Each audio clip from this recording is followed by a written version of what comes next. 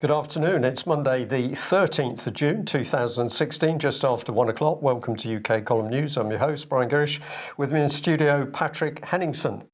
Well, Patrick, it would appear we've used up the summer sunshine in UK. Mm-hmm. Yeah, back to the normal reset. We're back to the normal global reset as far as the weather's concerned. So it's pretty grey, humid here in Plymouth, and that's the reports across most of the country, or at least the areas that have come in so far. And it seems a few people are looking forward to a few spots of rain. Arizona, presumably still about 106 or something. 100, probably 100 more, like 110. Yeah. Should we export some of our rain to Arizona? Would that be? They could use it, absolutely. Okay. There's definitely water issues. We'll set that up as a business. Containerized clouds, British weather, shipped to Arizona. Geoengineering, just take it from one place and give it to the other. Could catch on. And they could send some sunshine over here. Absolutely. So I put the thumb on top for that. Absolutely. Has to happen. Well, we're going to start off with Her Majesty the Queen, because I have to say how extraordinary that the British public is still coming out to celebrate this lady's birthday. What do we want to comment? Remember that this is the Queen who has given away her power to the European Union under mediatisation. This is a subject which is never covered in the press and the media. And alongside her utter betrayal of the British people, she was also introducing the expression common purpose into her speech. So thank you very much to several people who emailed me to say how remarkable that the Queen should now be saying that, well, of course, the nation had a common purpose. And they're saying, was this an accident with the speechwriters? Well, we don't think so. So utter betrayal. Sure, the American audience won't know about mediatisation, but the Queen thinks it's quite acceptable. She keeps all of the money, all of the image, the gold, the drippings, the jewellery, but she simply hands her power away to a foreign power, the European Union, also known as treason, I believe. Well, so it's a constitutional crisis as well. It is. And presumably, at the moment, we've got something similar unfolding in the States as we see yet another incident, which I think is going to be linked to gun control. But take us through what's been happening in the States. Well, this is the world record, or at least the U.S. record for a mass shooting. This is the biggest mass shooting to date now. We're told, anyway.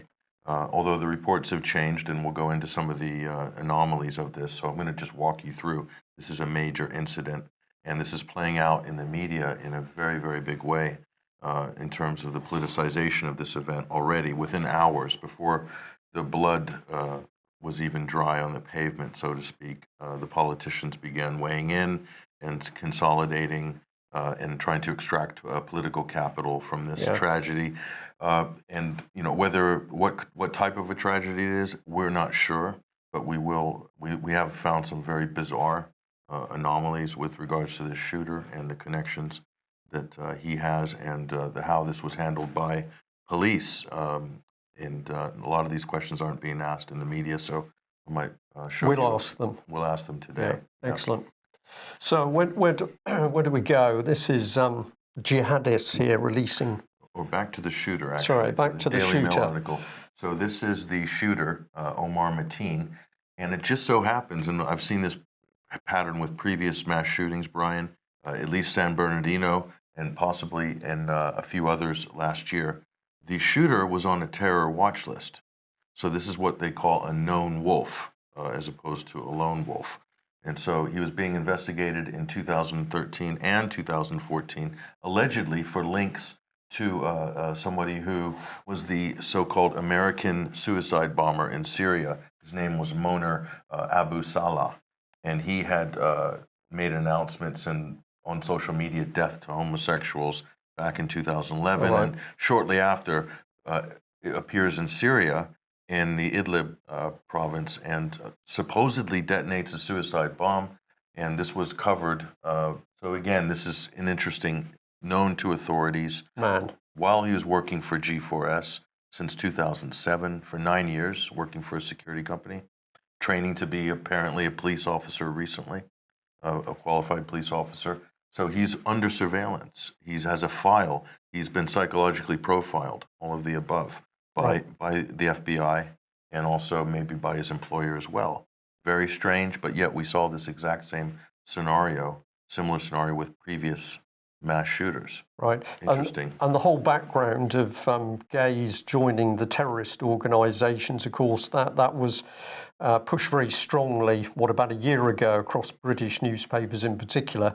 And we were told, quite remarkable, that all of these gays were volunteering to go and fight for an organisation that was then going to murder them by pushing them off the tops of buildings. So there was something strange in the background. Very odd. The other thing I picked up from this Mail article is, of course, he bought his gun legally. He did. Which I think is significant. Very significant. The fact that this was bought, this is confirmed by the ATF, the Federal Department of Alcohol, Tobacco, and Firearms, that he bought his gun legally. So that means this incident can then be put under the umbrella of gun control. Gun control, yeah. If it was illegal and if it was a stolen weapon, then the gun control issue is neither here nor there. So very convenient. Was purchased only a week ago. Right. Interesting. And if we just reinforce that point, probably for American viewers, of course, here in UK, very, very few people own a gun. If you do, you're a licensed owner of the gun, but still the state wants to take more and more of those licensed guns away. Meanwhile, where do the criminals get their weapons? They buy them on the black market and they simply don't bother with the legal system. So that twist is quite significant on legal acquisition of the firearm. So let's just take a look at the next slide. So this is the person they were investigating him with having links to back in 2014 and 13. This is Monir Abu Salah, the American suicide bomber. And this, of course, is presented by S.I.T.E Intelligence. And they're based out of Bethesda, Maryland, very closely linked to the intelligence services and to Israeli intelligence, U.S. intelligence as well. They get the exclusives on all these so-called terrorist scoops and all the videos, and even the ISIS videos that we see in the news or portions of them, they're premiered through this organization on S.I.T.E Intelligence. So here's another actor type character who appeared, who no one can actually confirm he blew himself up. This is the thing. I don't know if there's been any real forensic investigation that this was indeed the suicide bomber in Syria. I certainly will question the authenticity of that and get a photo of him. Let's just bring that on here. In the next slide, you can see there he is. He is from Florida as well, lived nearby the apparent shooter today. So you can see there's been a setup here of a storyline, a plot line that began back in 2011 and moves forward to this point at the present time, using these quite dubious characters, some of which we can't even confirm whether they are who they say they are, and they were where the media or S.I.T.E claims that where they were. So we're supposed to take ISIS's word for it, once again. Whoever ISIS is. Whoever ISIS is. So this is kind of interesting. Right. And we have this gentleman here. This is Wackenhut. Sure. Well, this is the shooter. This is Omar Mateen. And so he worked for G4S, and that was formerly a merger with Wackenhut. Just a little background. This was organization originally was founded partially by George Wackenhut as a CIA front company. So what do these companies get up to? Well, they do contract work for the government, for corporations, and for intelligence agencies, and quite nefarious in some cases. So merged with G4S in, I believe, 2010, a big merger, big payout for the proprietors of Wackenhut. So this is who this person's been working for, this type of firm, and specifically G4S since 2007, I believe, according to reports. So we'll just advance to the rest of the story here. So this is interesting. We're going to show some background on that as well, but very dirty business. A lot of scandals, bribery, corruption. I'll show you the privatized prison scandals, child abuse, all of the above. And one of the incredible things is we're often saying to our viewers that we don't sort of sit down and plan our daily news. Information comes in and then the story seems to develop. But you've come in obviously on this very important event in the States. What's been coming in to me this morning is stuff to do with GCHQ and information.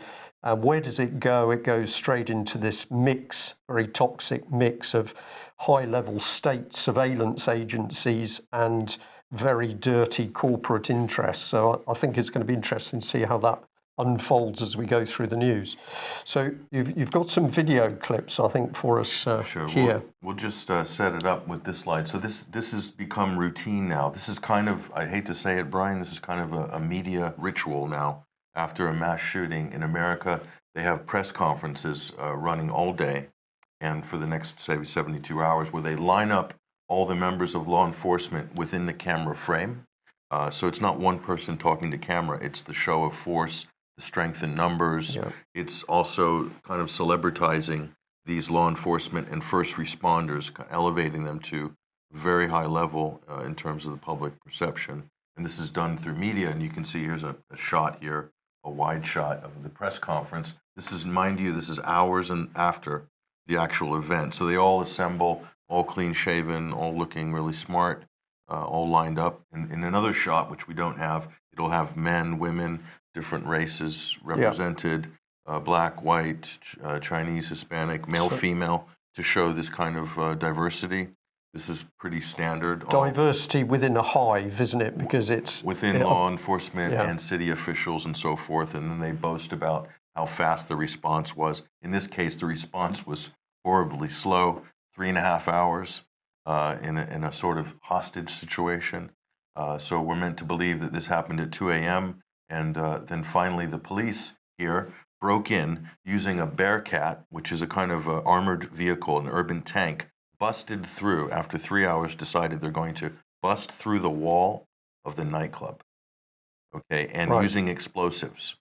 Now, this, I've never heard of this happening in the United States ever, okay? This is for Baghdad, or if you're doing a prison break in Baghdad. Yeah, because normally they're trying to do something where people are not given any reaction time to let off a grenade or whatever it is. Sure, and so we're meant to believe that one shooter, one single shooter, managed to seal off multiple exits and entries by himself for 3 hours with 300 people.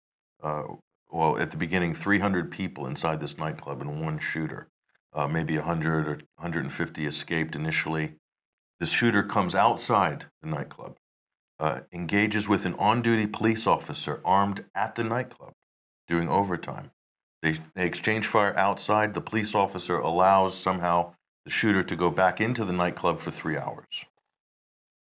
I've got to smile because as it unfolds, it just becomes unbelievable. It's completely unbelievable, as is when the ballistic reports come back, 200 shots fired, 50% hit rate, 100 shots landed.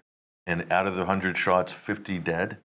I mean, even for a military point of view, it's beyond probability. In a confused situation with people running and hiding and... with the lights out and so forth. So absolutely unbelievable. So I'm waiting for the ballistic reports. Where are they? I can't make any conclusions. I can't speculate or jump to any conclusions until this investigation gets underway. Yet the media and the politicians, as we show, have already accelerated the rhetoric and the hyperbole. After this issue, everyone's trying to capitalize on it. The media's trying to get ratings. The police are grandstanding. The FBI, the alphabet soup agencies are all present, all there, present and correct. Yeah. And all the Donald Trump, Hillary Clinton, Obama have already stepped up to speak out. Stepped up, and with their agenda that's attached to this event, which we'll show you in a minute. But we'll go ahead, and I think we're going to play this. This is the initial video clip. Listen to this. Only through today, but through the next weeks. As the sheriff said, I really want to reiterate the point. Our See Something, Say Something campaign is valid, it works, but we want to encourage people to use that. As you come up with and you're aware of information that is concerning to you, it's concerning to us. If you're aware of information relative to people, either conversations, social media, or actions of people in our community that you believe could threaten the rest of us, please let law enforcement know. Use those tools to let law enforcement be aware of that information so that we can act on it. Okay, so that's a constant barrage of this message throughout the day yesterday. And this is another law enforcement leader there. If you see something, Brian, Say something. Say something. And if any suspicious behavior, either in your community or on social media, see something, say something. Which has been hammered home in UK on numerous times, that we can only be safe if we are effectively spying on our neighbours. Correct. They don't tell you what you might see. If you're frightened of anything, report it. Anything strange or things that you See don't it, like. say something. So the FBI will now come on and take this to another level. Listen to this. The FBI and the partnerships we share here, we take that see something, say something one step further. If you see something and you say something, we will do something. So if you have some information, no matter how small you may think it may be, that would relate back to today's events, please share it with us. And I would urge you to call the 1-800-CALL-FBI public access line. We have phones standing by to take any type of lead or information whatsoever. We're conducting countless interviews, and you will be seeing a huge presence from the FBI in the coming days to resolve this matter. So a huge presence to resolve this matter. What huge presence to resolve what? To resolve what? It's already been resolved. They've already come out with their conclusions. They say it's ISIS-inspired. They're claiming that the shooter pledged allegiance moments before the attack to Abu Bakr al-Baghdadi, the leader of ISIS, right, who no one has seen in 6 years or something, or 3 years or something like that. There's no actual, so again, this is exact MO of previous mass shootings, events, Garland, Texas, and San Bernardino, pledging allegiance to al-Baghdadi. Strange, but yet this is what we're meant to believe. Right. Well, I know you've got some set questions which you wanted to work through here and effectively discuss. Sure. So let's see if we can bring the first one on here. So here it is. Yep. Why did the nightclub armed security stand down like Bataclan Theatre in Paris? So not only was there a police officer on duty, there was other security on duty at this nightclub. 320 people, according to the license that you would need to run that venue, is going to require something like between 5 to 7 security doors, access and egress. Okay. So where are they? And also in America, some of those would be armed. And presumably they're going to be licensed people. Certainly in UK, if you're a bona fide bouncer, as we might call them, they've got to be licensed. And who would they be working for, Brian? Well, aside from the company that they're employed to, they're going to be closely working for the police, or they're going to be a private security firm. Yeah. G4S, the same firm as the shooter, which is interesting. And this is something. It's just a coincidence, It's Patrick. a coincidence, and the media haven't asked that question yet, if there's any connection there. I'll also say that the police officer on duty somehow absconded from the scene or exchanged fire, did not pursue the gunman into the nightclub. Extraordinary. Yeah. And then 3 hours later, they have to smash the wall down and then send a SWAT team in with explosives, a tank, and then firing as they enter the chaotic nightclub scene. Straight out of American movie, maybe. So my next question will be... this one. How could the police on duty engage in gunfire outside and then allow the shooter to take shelter inside the nightclub? Okay, well, we probably just covered that one. How could a single gunman block multiple exits? Well, you made that point earlier, but of course it absolutely stands. How is that possible? Yeah, it is impossible.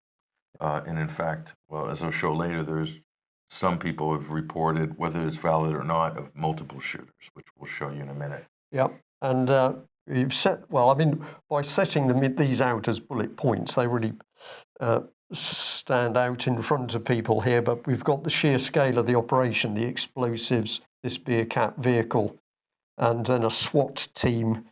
I use the expression, it's like an American movie, because it's just too theatrical, as opposed to a calculated, how are we going to get this dangerous man? It's all what looks good on the TV. So vehicles moving, men moving. So is this how police are meant to react to perceived hostage situations? No. As normal? Well, from here forward? From everything I know, as just an ordinary member of the public, you do it in a very measured way. There's an attempt to negotiate. People are going to do things in a very calm, measured way. This is straight out of Terry Gilliam's Brazil again. It's surreal. Okay, so what about this one? How many of the said victims were killed by police action in this case? This is a good question. How many victims were killed in the crossfire or when explosives were detonated and a tank came through the back wall and SWAT team came rushing in? How many people were killed by the police? That's immediately what I would be, because a single gunman couldn't have that sort of a kill rate or a hit rate with having to reload 6 times minimum on a 30 magazine clip. Minimum 6 times, because if 30 mag has 30 bullets in it, over 200 shots, that's over 6 or 7 reloads, Brian. And again, the police bursting in, confusion, you would expect a lot of wounded. You wouldn't expect all deaths, would you? Sure. So the police said initially we rescued 30 and 42 were sent to hospitals. This was the hours after the event. The police came on national TV and said this. And then now, if you hit the next one, this is what came a few hours after that. That 20 dead became, they said 20 dead initially, then it became 50 2 hours later. So they would have to be saying that of the 42 that were sent to hospitals, those were all dying people. I guess so. But it seems to me the numbers seem to change quite frequently these days on mass shootings, whereas in previous coverage in, say, the 80s, if you look at the early 90s, you analyze some of these events, how the media coverage, it was very precise. Yeah.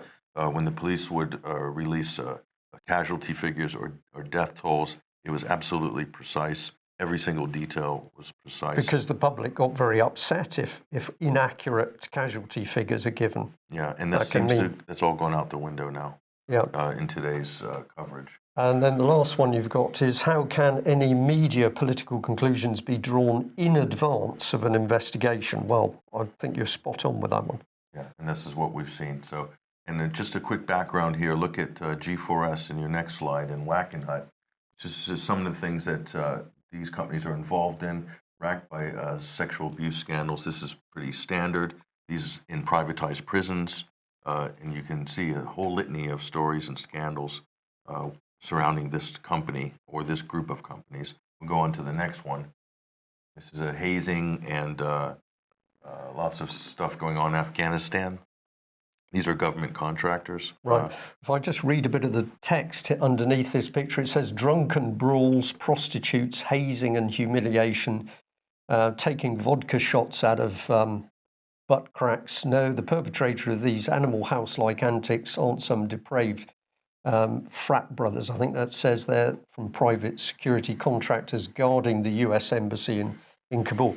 So you could say this is depraved, you could use a word like this, but it's very sinister when you've got very powerful corporate, global corporate companies, immense power, huge amounts of money, and you've got people who are behaving. It shows there's a strange culture in some of these businesses. They're a culture of impunity, a culture of abuse, no morality, probably bullying and coercion as well. So go to the next one. This is interesting. They're also involved in attacking unions. So this is the private security company really just trying to stand in the way of union organization for this industry. And actually, this could be an important industry to have unionized if you think about it in terms of security and regulation. You would want this to be a regulated industry, security. Sorry, if we could just bring that one back on screen there. So this is what is Promoting Ethics in Public Life, National Legal and Policy Centre. And so it's talking about a racketeering suit against the union. Yeah, so they're attacking the union, accusing them of racketeering. Right. So just to show you that this is a full spectrum corporate movement, the private security movement. It's hitting all sides of business and society, and is really very deep into our lives in ways that most people aren't even aware of. They see them every day. We're surrounded by private security. Private security, yeah, in our courts, in particular in UK. And we've even got The Guardian here actually reporting on CIA-hired private contractors for secret assassination project. Yeah. So what does it say? It says CIA hired contractors from the controversial private security firm, well, they're talking Blackwater here, to take part in secret operation to track down and assassinate members of Al-Qaeda, it was reported today. So that was going back to 2009, but of course, your point is made there that private firms being used to carry out murder, assassination on behalf of governments. Sure. That's a pretty mucky trail. This is what we're dealing with this company, this company employed the shooter in Orlando this weekend. So this just to give us a little framing of who we might be dealing with here, what types of organizations we're looking at here, and what kind of craziness might be going on behind the scenes. He would have had to have been psychologically profiled. He would have had to go through various evaluations, years of training, firearms training, other training as well that maybe we're not fully aware of. He's been through all of this with his company, and these are the companies involved in all the things that we just demonstrated before. So who is this man? Who is this shooter? This is a question that will not be asked by the U.S. media, absolutely off limits. So we'll continue to ask it. And then we bring in the politicians, and who better than the lovely Hillary Clinton? Sure. So it's case closed. She's already, within hours, Hillary Clinton made a speech announcement and decided that this was a terrorist attack, and this was somehow ISIS linked, or linked to what the U.S. is doing overseas in places like Syria. Maybe she would know because she helped start that trouble. Correct, and also that this is an attack on the international LGBT community, and we must all stand together, individual of the victims and so forth. And it just happens to be a coincidence that this attack happened on the eve of an International Gay Pride Day. So there are vigils all over the world yesterday in different cities. So the timing of that, make of it what you will, Brian. Is it just a coincidence? Could be. But I think it's interesting that these politicians don't waste any time in running in to sort of grab hold of any tragedy or any issue, any mass shooting. So for Hillary, the issue is gun control. She will seize upon this to call for more gun control. Right, And this isn't really about gun control, Brian. This is about trying to capture a block of voters that are very passionate about this issue, bring them under your tent, as they say in America. And then Donald Trump seized upon this to threaten the president if he doesn't call this out as radical Islam, if he doesn't use the term radical Islam. This is the kind of Lindsey Graham or Donald Trump, this language that's been appropriated by members of the Republican Party to show their outrage of radical Islam, and we need more security. We need to do more. And then the whole of that gay vote is brought in as one big block because you've now focused them on Islam, you've focused them on gun control. Correct. That's the national security And you've vote. also put your arm around them. So you stay with us because we'll protect the gay community. And we'll keep you safe as Americans. And we need to do more to attack ISIS overseas. So Hillary has actually taken this to another level where she's gone in this statement and saying we need to do more overseas for security and be more aggressive, probably. Aggressive, yeah. So she's got a triple kind of agenda she's woven with this event. So calling it a hate crime against the LGBT community. I mean, you can't assign motive to this until an investigation is done. It very well may be a hate crime. It might be an ISIS-inspired attack, whatever that is. But prior to any investigation of a killing this size, 50 people. Or we're told 50 people are dead, right? Wouldn't that require some investigation? The ballistics alone, Brian, is going to take a huge amount of resources. And yet the politicians, President Obama, Donald Trump, Hillary Clinton, are rushing to grab hold of this, to extract some political capital out of it for their own partisan benefit or for whatever they're doing in their campaigning and so forth. So it's and it's offensively fast, the way they're reacting and the politicization of what is, if we take it on face value, the horrific death of people, jump on the political bandwagon in order to skew it back towards an international terrorist agenda. Exactly. Pretty cynical. So where do we go here with blabbermouth.net? So Pantera. So this is amazing. This is another coincidence. The night before this happened in Orlando, only miles away from this horrific nightclub event, we're told, one of the singers from The Voice, this is a kind of X Factor equivalent in the United States, Christina Grimmie, was shot and killed at the concert, right as she got off stage. Right. And this So was a high-profile event, lots of people watching. very Yep, high killed. profile, national news, and then this prompted Pantera, this is a leading metal band, to come out and advocate for more security and more gun control. Controls. Yeah.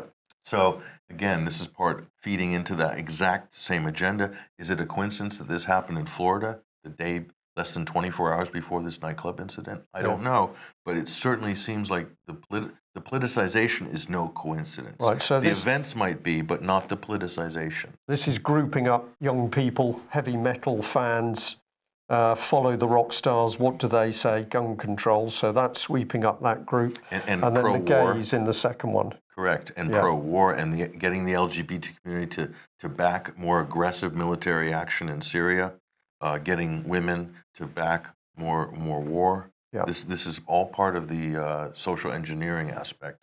This is the programming in the aftermath. Right. So see something, say something, and then we need to do more for security, and we need gun control. It's just a whole agenda on the back of a tragedy. And no one's wasting any time in getting this rolling within hours. So the key question is who actually created that that tragedy. And Hillary, we bring on screen again here with defeating international terror. That means defeating international terror groups, working with allies and partners to go after them wherever they are, countering their attempts to recruit people here and everywhere, and hardening our defences at home. It also means refusing to be intimidated and staying true to our values. This is sickening stuff. In my mind, this woman is such a hypocrite, such a dangerous hypocrite. And what are our values? This is the part that I just don't get. War, death, Because terrorism. if you look at ISIS, the ISIS crisis, and you look at the chaos that has ensued in Syria, Hillary Clinton is one of the architects of that conflict. She fronted the Friends of Syria tour, where she was bringing in all the Arab monarchs and the countries that were helping to overthrow the Syrian government, to recruit, finance, and send terrorists from foreign countries into Syria to wreak havoc that we see today. She was one of the architects alongside of William Hague. So a lot of people don't realize this because she jumped ship from Secretary of State in 2013, allegedly for health reasons, but we know it was to run for president. So she left all that baggage conveniently behind when she left office. Well, interesting you should mention William Hague, because we got a little picture of him coming up in a few minutes. Oh, interesting. Okay. Yeah. So this is interesting. So, you know, I'll end this line here just by saying that I think it was Thomas Friedman, or one of the best-selling authors, said that we're one major terrorist attack in America away from a Donald Trump presidency, because all the presidential candidates are trying to frame it as 9/11 again. They've been doing this for months. And so, ironically, Hillary has seized the security conversation because it was attached to an LGBT or a gay club tragedy event. Yeah. So she's hijacked the Trump security juggernaut, if you will, to occupy this tragedy. But this is politics in America. It's all rhetoric, hyperbole, and opportunism. Yeah. And, But at the end of the day, it's to get more power over the American people, and taking guns away, of course, is a very dangerous step. So here's the coincidence, another coincidence. There was another man yesterday who was on his way to a Hollywood gay pride event and was caught with assault rifle and explosives in the car. What are the odds of this? Was this a stand-down operation here? We're meant to think that these weren't connected. So it says here, the 20-year-old going to a gay parade. Yeah. So we got all the links in again. So this is the New York Daily News. Right. So is this a coincidence, Brian, that you had these two separate, from the West Coast and the East Coast, two very similar gunmen or persons of interest going to gay events on the same day? Yeah. One of them was allowed to go, and the other has been stopped. And the other thing you could say is that the gay agenda has now been running very strongly for at least, 20 years. So why now? What's the big problem now?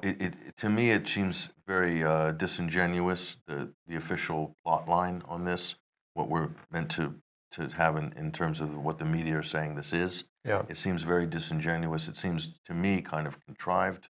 And we're meant to assume that, of course, it's an ISIS-inspired attack, and he didn't like gays, according to his father, Omar Mateen. Amir Siddiqui, his father, said, "We apologize for the incident, and my son was very upset when he saw two men kissing 2 weeks ago." That doesn't automatically prompt someone to go out. Well, I was going to say, so he hasn't seen any of the gay parades going on. He hasn't seen the... But the public are meant to assume and make this connection, this automatic, oh, of course, this is what Muslims will do when they get upset. You know, it doesn't make any sense at all on its face, but yet we're meant to think case closed. Right. And so this issue of terrorism, Brian, I'll end with this. You know, they say this is a terrorist incident. What's more terrifying by an order of magnitude is, to me, what's more terrifying, and to a lot of people out there, is the speed in which the political ripple effect to accelerate the police state agenda domestically and internationally on the back of any one of these so-called terrorist or mass shooting events, whether it's in Brussels or whether it's in San Bernardino or whether it's in Orlando. That is frightening to me, how fast the political juggernaut goes to alter policy and to increase and accelerate the police state. And in terms of surveillance, whether it's Apple having to give away their phone encryption to the FBI, or to give your personal liberties or freedoms away, give away your privacy on the back of these very shady events involving some very shady people and some shady organizations, which we have demonstrated already. So that, to me, is more terrifying, is that the rollout of this super police state. Well, we're going to continue this theme because we're going to jump to GCHQ, and I think the people who started to alert me to this article, because it leads us in a very interesting direction. So we've heard everything you've had to say, Patrick, of what's happening with the states. Let's just have a look at GCHQ here, and here's the headline: US whistleblower Snowden reveals GCHQ spy program with secret link to the Scottish police. And of course, we're always interested in Police Scotland because we've got a dictatorship running north of the border. So it says the documents confirm that a little-known policing body called the Scottish Recording Centre, the SRC, was given access to information logs that include millions of communication data, including phone activity, internet history, and social media behaviour on Facebook. And it ran this program, which was apparently called Milk White, to share data with devolved policing and tax authorities. So all of a sudden, we've got this stuff being used. Now, just have a look at this. So we've got Police State Scotland, where we've got no separation of powers between political, judicial, and the police. They're all one unit in one country. We've got the SRC, which we've just mentioned, being given a huge amount of data on the public. And then we now know that this data was used, amongst other data, to break the law, to cover up criminal activity by the state. So if we follow a little bit of this through, it leads us to this organisation, which is the Interception of Communications Commissioner's Office. And we've got a statement by the big boss, the Right Honourable Sir Stanley Burton. He made this when he was appointed. He says, "I'm delighted to have been appointed by the Prime Minister to undertake this role at what is a especially significant and challenging time for investigatory powers." Behind all that is, of course, the hint of the big terrorist problems. Here's the man, and of course he's a Right Honourable, so that means in British, raw British language, trust me, I'm a good fellow. And down here it says that the IOCCO is an independent oversight body, independent of government and parliament, and it conducts thorough and robust inspection to public authorities with the power to intercept communications like GCHQ, MI5. Well, we just highlight, of course, that the man says that he's appointed by David Cameron, but apparently he's independent of government. Not sure how that works, but I don't get a good feeling about it, Patrick. I guess the government trusts him so much, they appointed a good guy. To look after their needs. Sure, but he's yet not accountable or not going to be influenced at all by the people who appointed him. No, I don't think so. So we delved a bit deeper. We had a look at number 2 here, and we come to a lady, Joanna Cavan. She calls herself head of the IOCCO, and her background is amazing because she's an intercept specialist. She's worked with all sorts of public authorities, intelligence agencies, police forces, private companies, bodies, NGOs. She's done the lot, but there isn't a single word of substance in this CV as to where she's actually learnt anything. But we know that she's got to be a good person because she's just been given the OBE by the Queen. So here's the organisation tweeting out congratulations to our head of the IOCCO for receiving an OBE in the Queen's birthday honours list.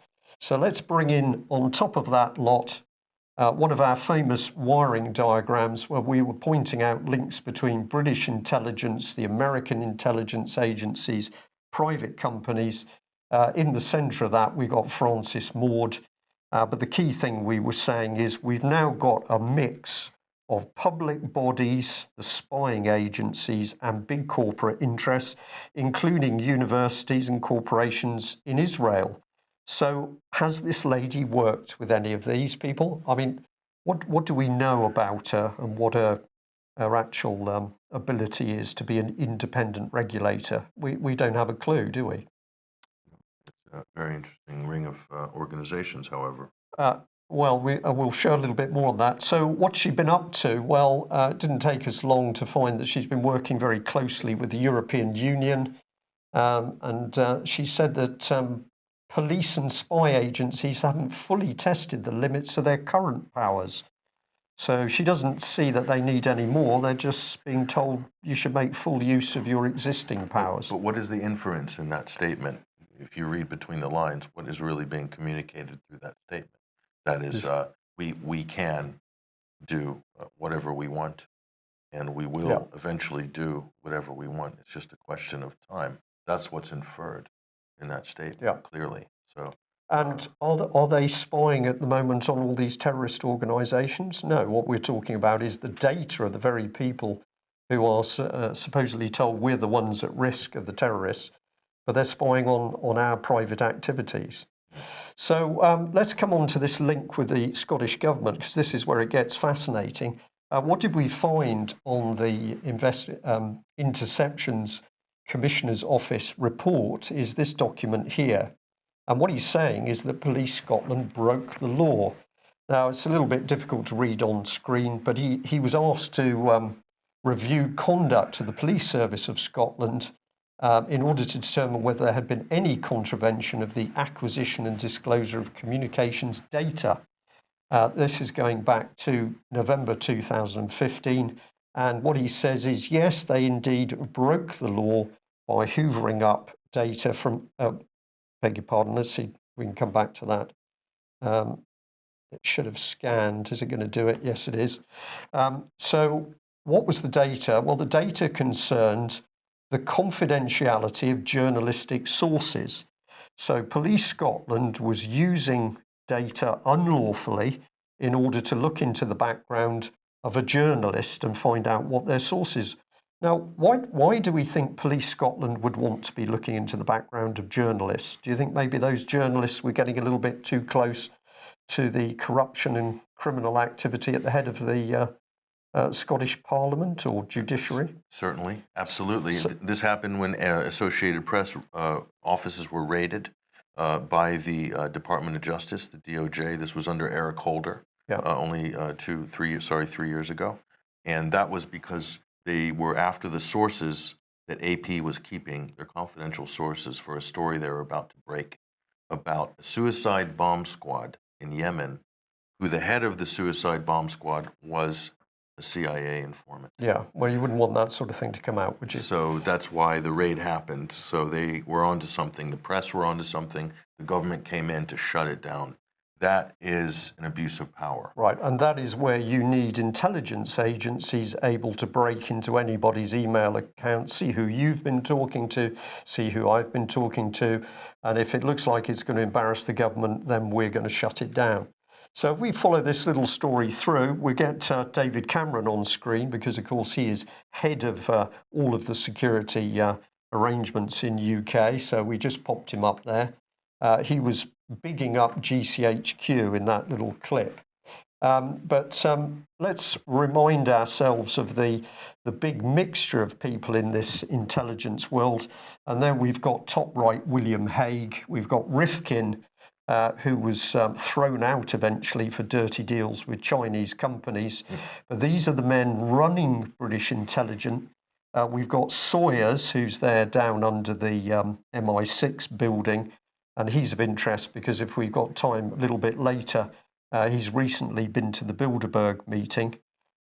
We brought in bottom right Brooks Newmark, the man boasting of being on the Syrian border with al-Nusra connected Syrian Free Army people, General Idris. And these are the people clustered around in our intelligence services. Are they to be trusted? I would say none of them. So let's put them back in their box and follow the story through. Here's GCHQ, which creates Milk White, where they're hoovering up vast amounts of public data and giving it to organisations like the Scottish Police. So all of that gets shared, phone activity, internet histories, social media behaviour. And that goes through to this mysterious Scottish Police Recording Centre, which I have to say to date, nobody seems to know what on earth this is. Who's in charge of it? Who's got oversight of it? We don't know. Dirty little cell, presumably. It was described in the article as an obscure Scotland-based surveillance unit. Okay, and then this is just a little note saying the Chief Constable of Police Scotland has powers under Section 6 of the Regulatory Investigatory Powers Act. So he's allowed to do certain things, but we've already known that his organisation's broken the law.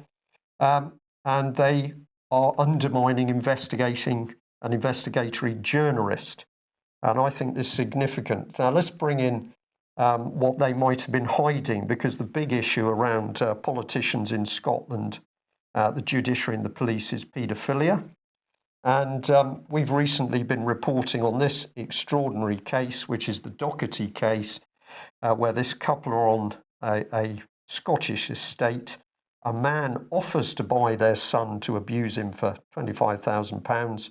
And from the time this couple reported that, they've been hounded, victimised and chased not only through Scotland, but into Ireland, targeted in a very sophisticated way, communications intercepted, bank accounts intercepted. This could only be done with the use of these very high-level intelligence facilities. So their story is about paedophilia. Scottish government runs a mile, they get targeted. Or we could come in a slightly different direction here, and we can come back to Robert Greene, who, of course, was looking at paedophilia. But the other thing Robert Greene was highlighting is connections between a sadomasochistic club in Scotland called Violate and members of the judiciary and the political class. So what have we got? State organisation there, which is capable of tracking people, hacking into their accounts. It's all becoming a little bit too obvious, I think. Yeah, very seedy business. But the overlap between the government and private interests in this case is pretty shocking. Is growing and growing because, of course, much of the IT provision is coming from commercial sources. And I thought, just to link it in with you, we go back to this article here, which is saying that NSA, National Security Agency, had been paying 100 million in secret funding to GCHQ in order to share in data. Well, that's an offshoring arrangement as well. I might point out that there's certain things that the NSA cannot do legally, like intercept people's communications without a warrant. So they outsource this to GCHQ to do the heavy lifting offshore. So it's not breaking U.S. law, or the U.S. agency is not breaking their own law. They get somebody else to do that. And then they troll through it, they analyze it, or they digest it, and then they spit back any relevant bits after that, back to the NSA. Vice versa, the NSA could also outsource do the outsourcing work for GCHQ for British shores collection of Well, data. Patrick, as always, you were spot on with that. So if we just pop that one back on screen, we'll add this comment here, which I had lined up, which is ministers have denied that GCHQ does the NSA's dirty work. But in the documents, GCHQ describes Britain's surveillance laws and regulatory regime as a selling point for the Americans. So there you are. You were spot on. Americans want to use our system because it's basically lax. And how different is that, Brian, than using Guantanamo Bay to torture, to detain without charges indefinitely so-called terror suspects and torture them for years and years offshore, away from the American legal system? Yeah. How is it? It's despicable. On principle, it's the same thing. Yeah. It's only the deed is different, but the principle behind it is the same. It's offshoring your dirty work so that you don't have to face whatever the Constitution or the legal framework at home is. Right. Now, with an eye on the time, I'm just going to jump over a couple of things which we had prepared, because the man I want to get on screen is this gentleman who we just mentioned, Mr. Sawyers.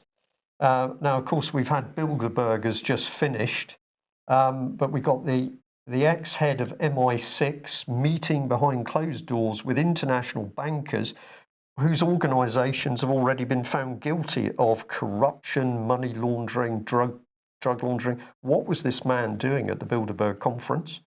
I don't know, but it probably has something to do with the agenda that Mike and I covered late last week. This is an agenda about AI, intelligence gathering, data trawling, and then managing this globally and transnationally through private companies, a series of private companies. And companies like Palantir, which means crystal ball, by the way. The name Palantir means crystal ball, that they're able to project and predict in the future based on a massive amount of data gathering, intelligence gathering. And maybe this is some of the former intelligence chiefs could be key players in that, making this agenda happen. Right, okay. And very quickly, we'll just bring in this lady on the subject of Bilderberg. I'd like some answers on this. We've got a Labour MP, Helen Goodman, suddenly invited into the Bilderberg Club, and I ask why. If you look into her background, she's been involved with Children's Society. She was involved with the Czech Velvet Revolution, Commission for the Future on Multi-Ethnic.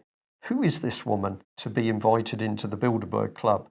I don't know the answer, but she wasn't invited there as a pretty face. She wasn't invited there to make the sandwiches for these high-level men. She was invited for a reason, and yet we would assume this woman is almost unknown. So, interesting. And let's end on this, because this is really the state of the nation. As just an example, this is what the local Plymouth newspaper, the Plymouth Herald, thinks is important news, as it encourages us to get excited that we could have a naked bike ride through Plymouth. This is mind control in a spectacular sense. Absolutely, this is the apogee of culture in modern Britain. Welcome to Plymouth, Patrick. It doesn't get any better than that. But I wanted to, before we go, just quickly plug. We did an interview with Mike Robinson and an activist and author named Daddy Cherry from Haiti last night on the Sunday Wire, and I encourage people to go listen to it. It was unbelievable. The amount of information that she shared with us about the UN, the NGO complex, and even the Clinton Foundation, and how they destroyed the country of Haiti as a case study of how these the do-gooders work on an international scale is really incredible. So that's at 21stcenturywire.com and the Sunday Wire. And when can people see that now? Right now. You can go and listen to that. It's really something. One of the best I've ever done. Right. Patrick, thank you very much for joining us today. I'll just say thank viewers and listeners for joining us. If you like what we do, we need your help. We can only do this with your continued financial support. If you're not already subscribing, please do. If you can donate, please do. Would we like to do more? Yes, we would. We can only do it with your help. Thanks for joining us. Bye-bye.